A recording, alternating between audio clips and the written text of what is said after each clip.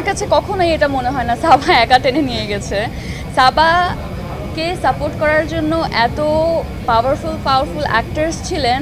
সাবা যদি ওখানে একা থাকতো তাহলে আসলে এই সিনেমা একেবারেই হতো না। প্রিয় মালতীতে এবং আজকে সাবা তো রিলিজ হয়ে গেল, আমরা এই চেষ্টাতেই ছিলাম যে এমন একটা ইমোশনাল এক্সপিরিয়েন্স দিব যেটার সাথে সবাই কানেক্ট করতে পারবে। কারণ আমাদের সবার বাসায় আসলে বাবা এবং মা আছেন, অনেকের আসলে নেই। তো এই ফিলিংটার মধ্যে দিয়ে সবাই গিয়েছে এবং সাবা যেই জার্নির মধ্যে দিয়ে গিয়েছে, হয়তো বা কেউ যাচ্ছে কিংবা যাবে। তো আমাদের মনে হয়েছিল এই গল্পটা বলা উচিত।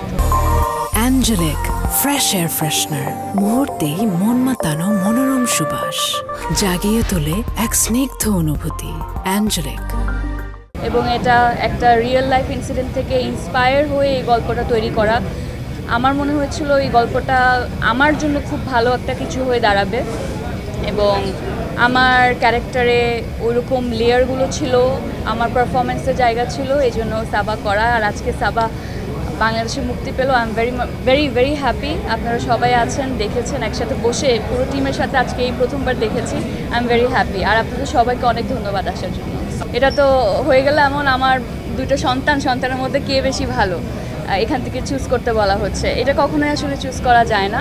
তবে সাবা আমার খুবই প্রিয় একটা কাজ হয়ে থাকবে সারা জীবন। এই কাজটা তো আসলে একটা সিনেমা যখন রিলিজ হয়, ভুল ত্রুটি ভালো মন্দ এটা আপনারা বলবেন। আমি আমার সর্বোচ্চটুকু চেষ্টা করেছি। আমার এই যে পুরো টিম এখানে দাঁড়িয়ে আছে, ওরা তাদের 100% এফর্ট দিয়েছে। আমরা পুরো জিনিসটা যখন থিয়েটারে ছেড়ে দিয়েছি, এটা পুরোটা আপনাদের হাতে দিয়ে দিয়েছি। এখন এটার ভালো দিক মন্দ দিক যেটাই হোক না কেন, সেটা নিয়ে আপনারা লেখালেখি করবেন। সিনেমা যেই ধরনেরই হোক না কেন, যেই জনরাই হোক না কেন, সবার সাপোর্টটুকু থাকা উচিত। কারণ এটা পিছনে এত মানুষের এফর্ট থাকে, এত মানুষের স্বপ্ন থাকে। সো আপনাদেরকে আমি বলবো সাবাকে যাতে একটা চান্স দেওয়া হয়। আপনাদের যদি ভালো লেগে থাকে সেটা নিয়ে আপনারা বলবেন, যদি ভালো করার আরও কোনো জায়গা থেকে থাকে সেটা আমাদেরকে জানাবেন। আমার কাছে কখনোই এটা মনে হয় না সাবা একা টেনে নিয়ে গেছে। সাবাকে সাপোর্ট করার জন্য এত পাওয়ারফুল অ্যাক্টার্স ছিলেন। সাবা যদি ওখানে একা থাকতো তাহলে আসলে এই সিনেমা একেবারেই হতো না।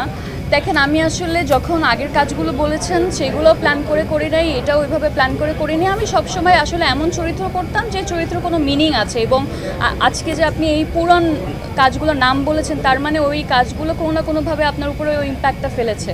তো আমার কাছে যখন আমি সাবার ক্যারেক্টারটা পড়ছিলাম বা পুরো স্টোরিটাই যখন পড়ছিলাম, আমার কাছে মনে হয়েছে আজকে থেকে কয়েক বছর পর হয়তো বা গিয়ে কেউ বলতে পারে মেজেবিন সাবা চরিত্রটা হয়তো বা ভালো করেছে।